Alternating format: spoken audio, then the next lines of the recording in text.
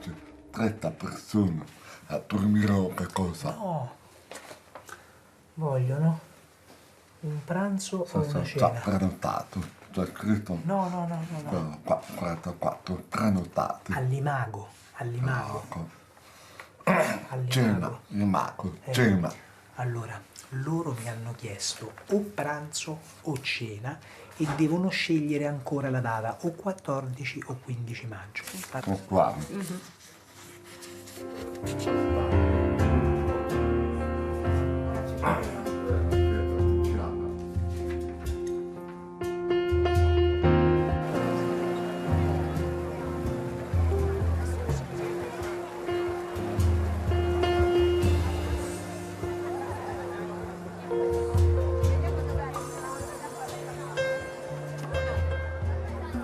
Dans cet environnement touristique, Roberto Wirth est né sourd dans une famille d'origine suisse, hôtelier depuis plusieurs générations. Par son courage et sa volonté, il a vaincu tous les préjugés pour pouvoir reprendre l'hôtel familial. Malgré le fait que son père lui ait toujours dit qu'il ne pourrait jamais devenir propriétaire de l'hôtel, cela fait maintenant 15 ans qu'il possède et dirige l'hôtel Hassler, qui surplombe la célèbre place d'Espagne.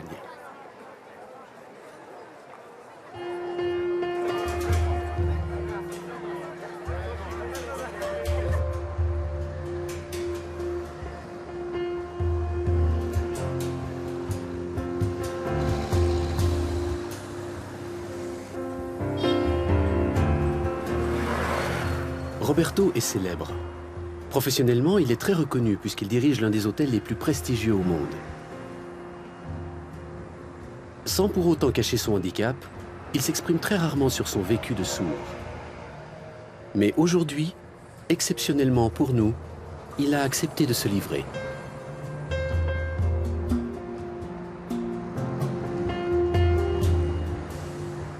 Buongiorno. Prego. Bonjour. Bonjour, Dites-moi, c'est qui là sur le tableau? c'est mon père. Mais il est décédé en 1968. Alors, vous me faites visiter votre hôtel? Oui, allons-y.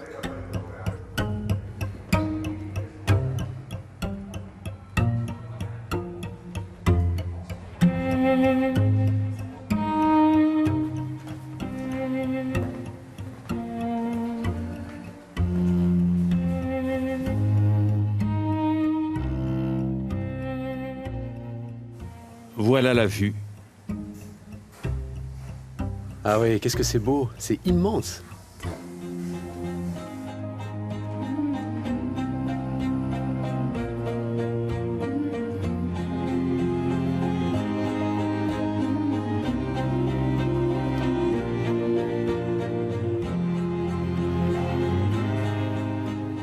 Vous êtes né dans une dynastie d'hôteliers.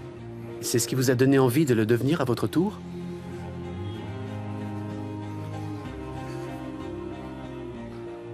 Mon père avait un caractère rigoureux et très fort, un caractère de Suisse. Il pensait que, du fait de ma surdité, il me serait impossible de travailler dans un hôtel, car pour cela, il faut pouvoir parler, téléphoner et discuter. Et aussi dialoguer avec les clients, donner des ordres, et toutes ces sortes de choses.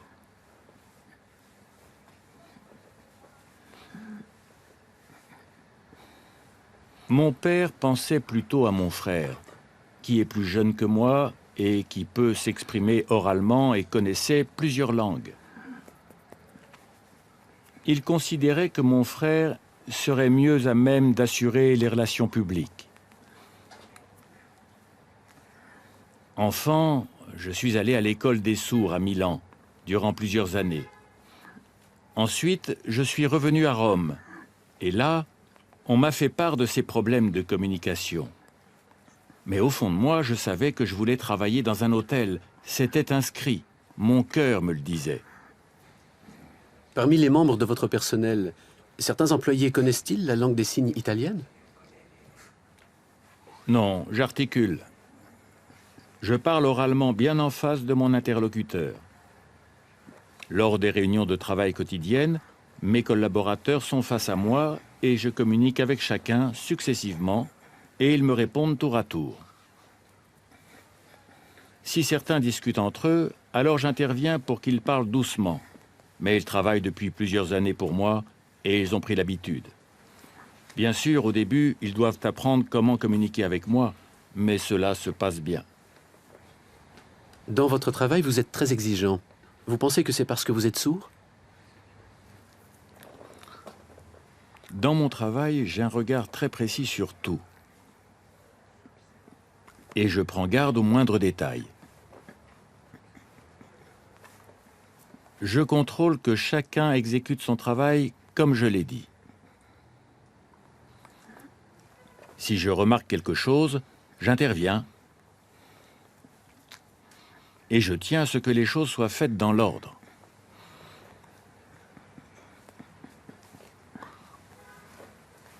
C'est peut-être parce que je suis sourd.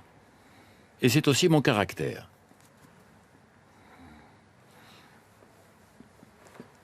Je n'accepte pas que le travail ne soit pas fait correctement. Cela fait partie de mes compétences.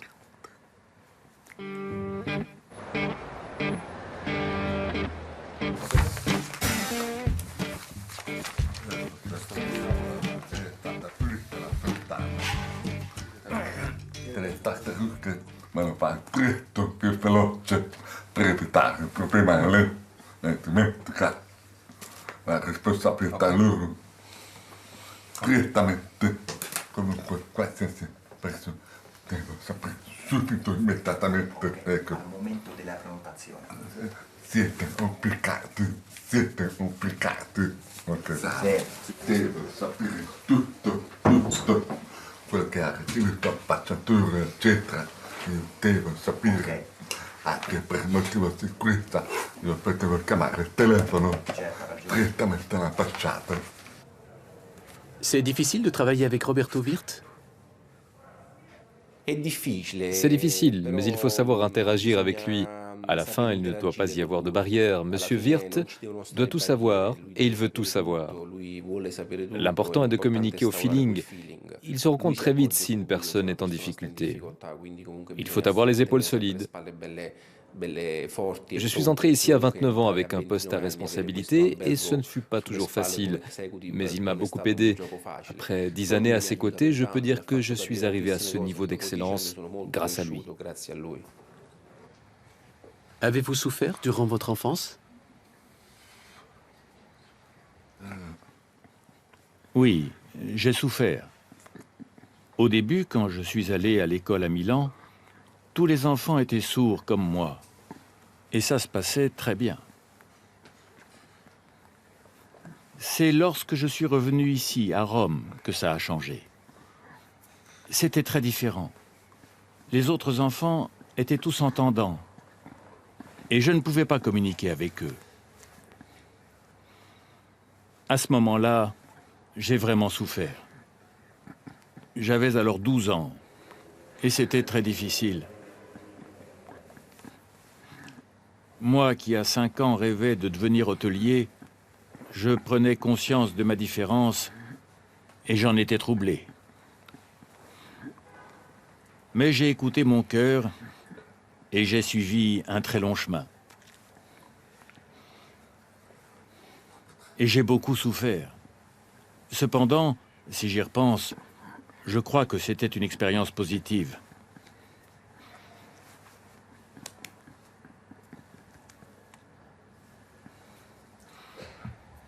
Quel genre de formation avez-vous suivi?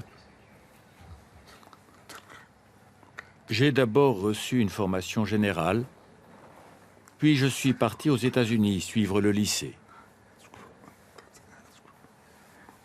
Là-bas, j'ai réussi mon diplôme d'études secondaires.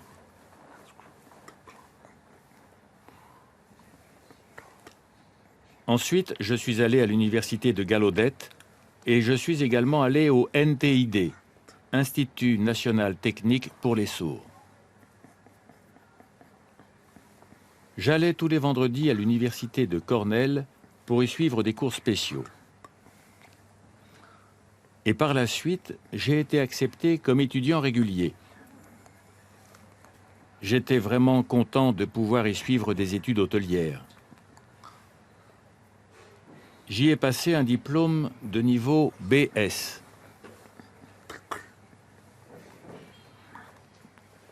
Je suis le premier sourd au monde à réussir ces études. Mais ça a été vraiment dur. Il a fallu beaucoup étudier. Parallèlement, j'ai travaillé dans différents hôtels de la région pour gagner mon argent de poche. J'ai fait de la vaisselle et différentes tâches. J'avais besoin d'argent de poche car je suis dépensier. Et je ne voulais absolument pas dépendre financièrement de ma mère. Je ne voulais pas avoir des conflits à ce sujet plus tard avec elle. Je voulais vivre de manière autonome aux États-Unis et je l'ai fait durant quelque temps. Pourquoi avoir suivi vos études aux États-Unis plutôt qu'en Italie? Parce qu'en Italie, il n'y a pas d'offre. C'est très pauvre au niveau de l'éducation.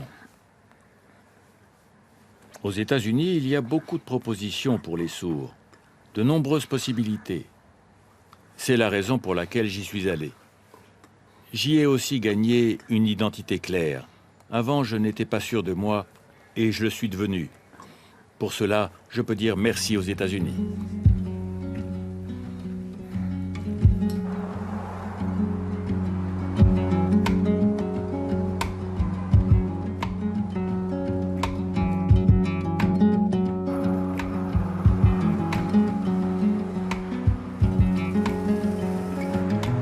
Marta est une jeune femme sourde de 28 ans. Elle a découvert la langue des signes il y a seulement 10 ans. En Italie, la crise économique a eu de graves conséquences pour la majorité de la population, mais pour les sourds, c'est encore pire.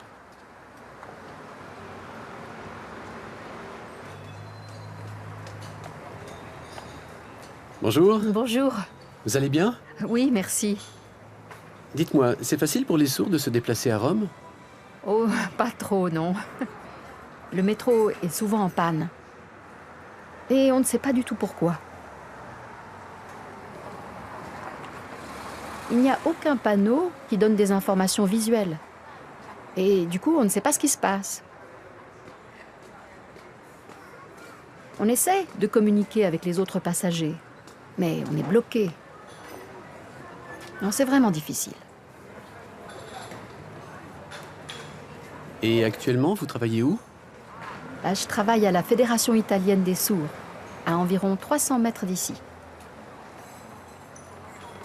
Ok, on y va? Oui, allons-y.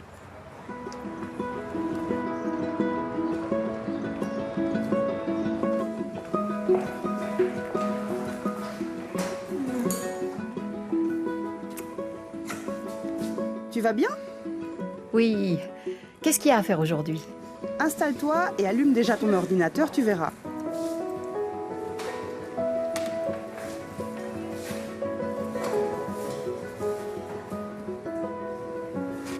Voici les documents à classer.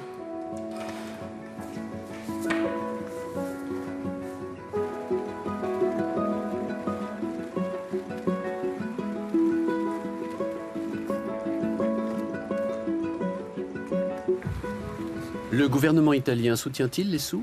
Vous vous sentez encouragé? Oh, très peu.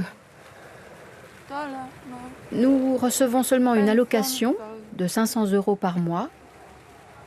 Et voilà, c'est tout. Mais surtout, la langue des signes italienne n'est pas officiellement reconnue. Il n'y a aucune reconnaissance. Aujourd'hui, en Italie, les jeunes sourds n'ont pas de travail. Comment font-ils?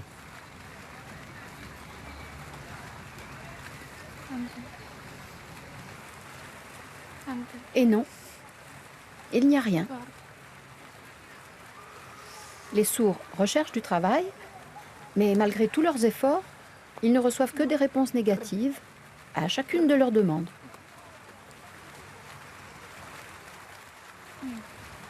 Si l'État reconnaissait la langue des signes italienne, alors je pourrais m'exprimer en langue des signes et nous pourrions communiquer sur notre lieu de travail. Ce serait l'égalité.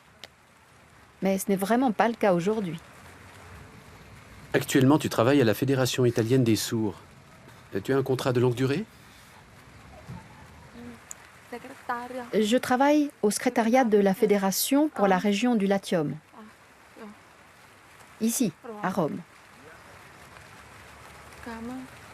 J'ai commencé en décembre 2014 et je vais rester jusqu'au mois de novembre 2015.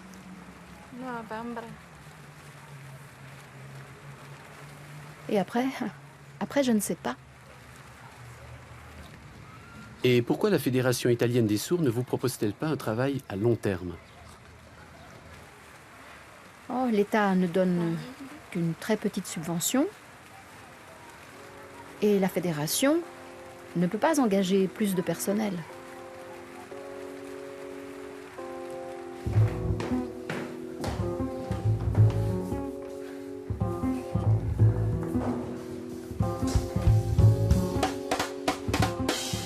C'est ici que l'on fait la vaisselle, et là, tous les pains que nous fabriquons nous-mêmes, tous les jours. Goûtez donc.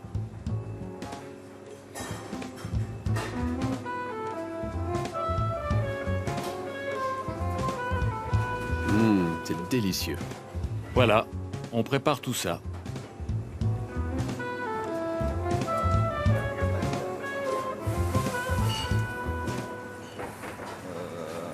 Je vous présente le chef. Bonjour. Cela fait plusieurs années qu'il est ici. C'est un excellent cuisinier. Il a obtenu une étoile Michelin pour le restaurant en haut. Qu'est-ce que c'est? On est en train de préparer, c'est un fond de veau.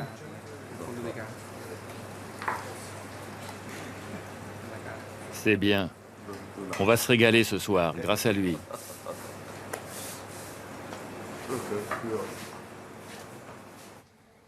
Vous avez parlé des souffrances que vous avez vécues durant votre enfance.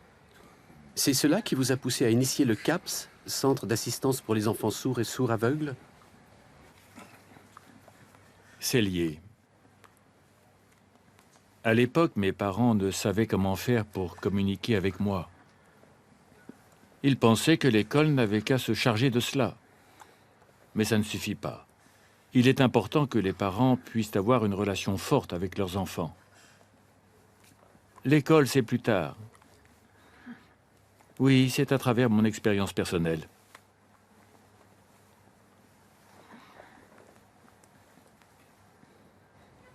Mais pourquoi avoir créé ce centre?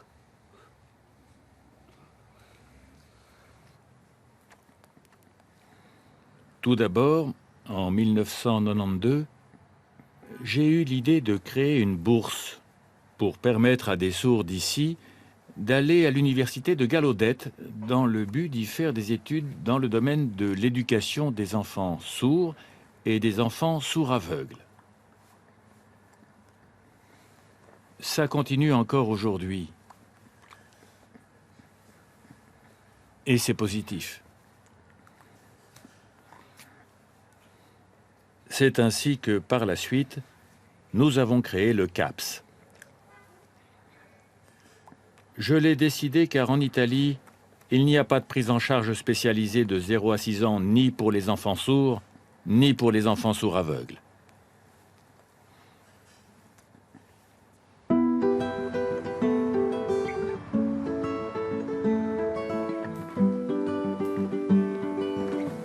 Bonjour.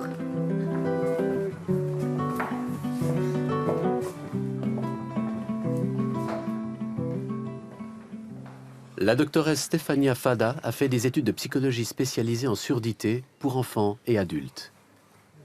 Elle a également pratiqué dans un centre thérapeutique pour sourds à l'université de Gallaudet. Elle-même entendante, elle connaît 2 langues des signes. La langue des signes italienne, LIS, et la langue des signes américaine, ASL, qu'elle a apprise à Gallaudet. À son retour en Italie, elle a pris contact avec Roberto Wirth, sachant qu'il était également passé par Gallaudet, pour entretenir sa langue des signes américaine. Dans leurs échanges, ils ont réfléchi à la situation des enfants sourds et sourds-aveugles en Italie, et c'est comme ça qu'ils ont décidé de créer un centre de prise en charge précoce pour ces enfants, et également pour leur famille.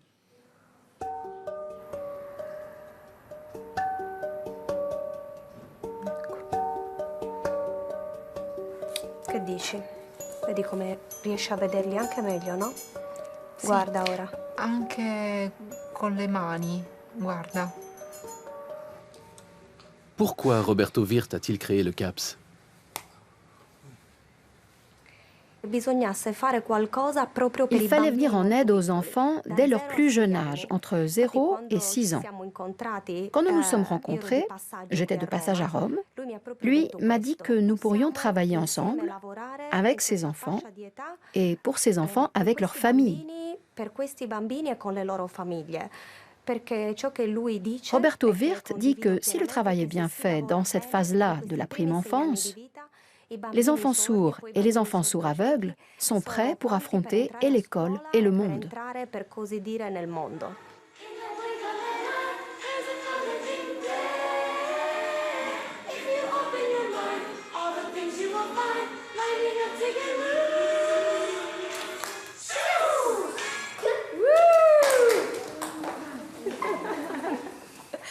Le CAPS est un centre pour l'intervention précoce où viennent en thérapie des enfants sourds et des enfants sourds aveugles, accompagnés de leur famille. Quel est le programme proposé par le CAPS? L'objectif n'est pas d'enseigner à l'enfant, mais plutôt de faire en sorte que les parents deviennent les meilleurs experts du développement de la personnalité de leur propre enfant. Delle aree della personalità del proprio bambino.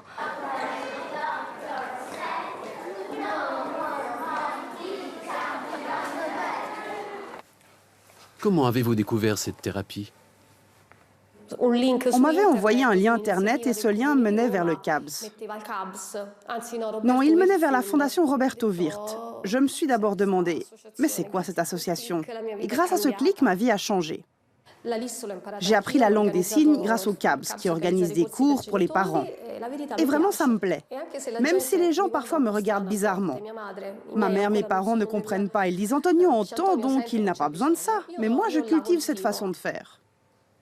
Grâce à Dieu, je ne vois plus le handicap. Je vois un grand garçon, une grande opportunité, et surtout dans la langue des signes, je vois un enrichissement. Au début, j'avais peur. La langue des signes me montrait un handicap. Aujourd'hui, c'est différent, et ça grâce à Stefania Fada, au CAPS, et à tous les gens qui travaillent là. Guarda qui con Lightbox. Un utile strumento da utilizzare con lui. Dici che il contrasto funziona con lui? Anche ecco. sull'indicatore tattile aperto. Qu'est-ce que vous faites ici, dans ce local? L'enfant est au centre. Notre travail est de comprendre comment l'enfant communique, par son comportement, par sa personnalité. Et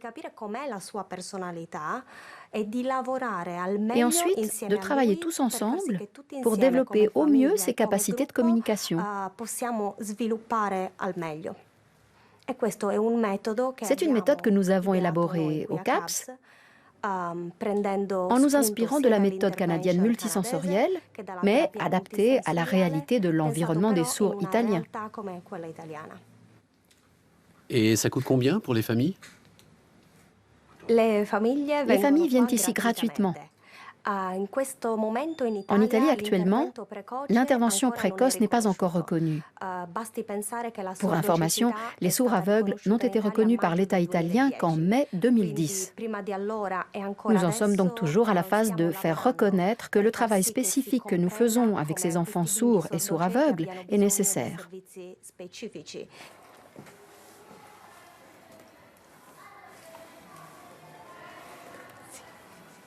Roberto Wirth est né sourd profond. Il comprend donc très bien ce que signifie être sourd.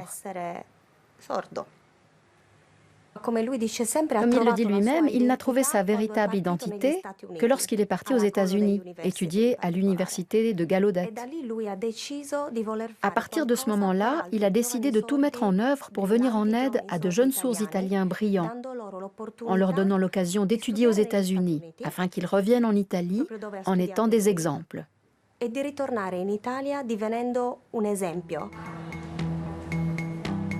C'est en 1992 que Roberto Wirth a créé une fondation permettant à des étudiants sourds italiens de passer une année à l'université de Gallaudet afin d'y étudier l'éducation des enfants sourds et des enfants sourds aveugles.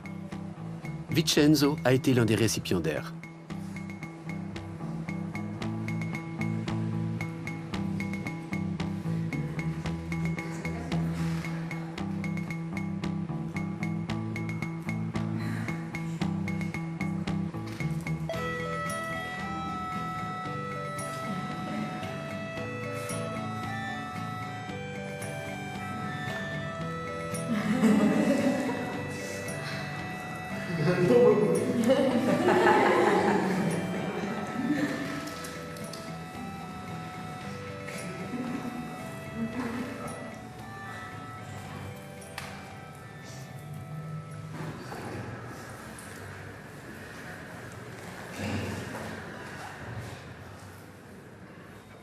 Les critères pour obtenir cette bourse sont-ils sévères?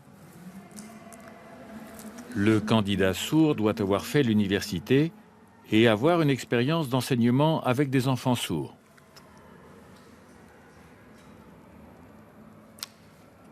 Il doit connaître la communication avec les sourds et les sourds aveugles. Il doit également connaître la langue des signes américaine et l'anglais. Mais ces derniers critères ne sont pas obligatoires, ces deux langues pouvant être apprises sur place, là-bas.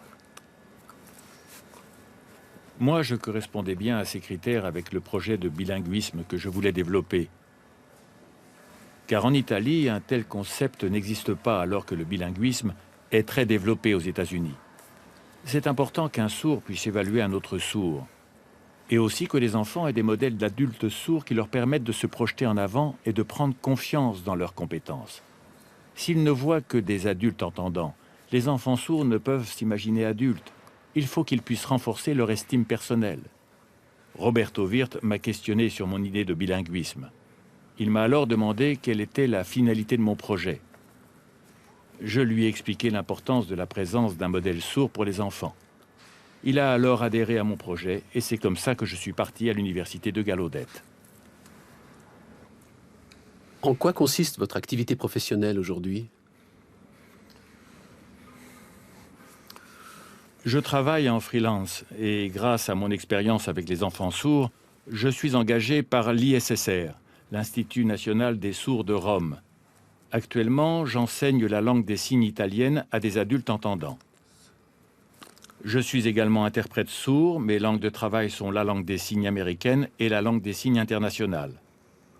Auparavant, je travaillais avec des enfants, mais plus aujourd'hui. Voilà.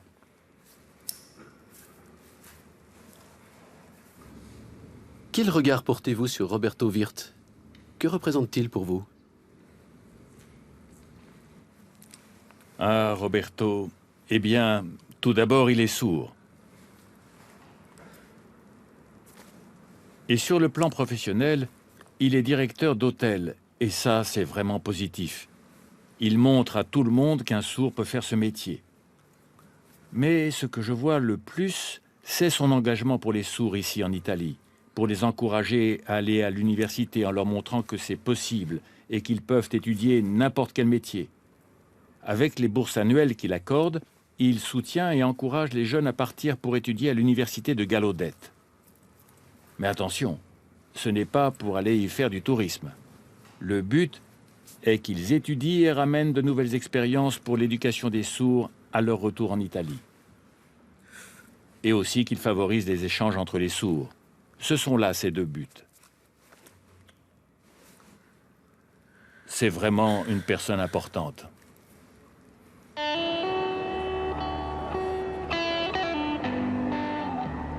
Roberto Wirth nous montre qu'il n'y a pas de métier impossible pour les sourds. À force de travail, faisant fi des préjugés et en se battant tous les jours, il est la preuve vivante, avec son caractère bien trempé, que les sourds peuvent tout faire, sauf entendre.